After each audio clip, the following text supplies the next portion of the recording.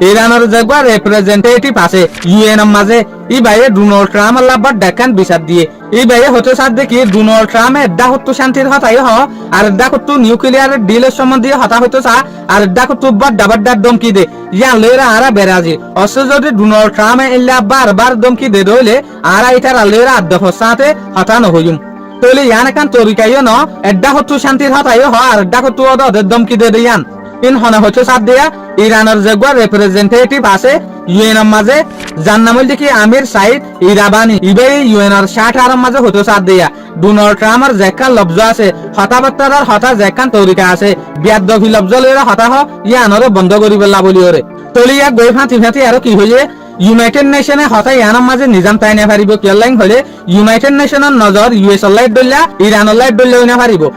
United নেশনত তো হতাই আন হামাহা ডোনাল্ড ট্রাম্পরে ফাঁসা ফুরিব ইউনাইটেড নেশনত তো হতাই আন ডোনাল্ড ট্রাম্পরে ওয়ান ইন্ডিয়া ফুরিব ডোনাল্ড ট্রাম্পে শান্তির হতাই হইব আর দেখো তো ইরানের ওরে বাড্ডা দমকিও দিব তইলে ইয়ান লইরা আরা বুঝি পারি দে ইরান আজও পর্যন্ত নিজাম নাই ইরান বিলকুল হল্লা নজুফার ইউএস এর মন্তু আজও পর্যন্ত জবরদস্ত অদেশওয়ালা জবাব দে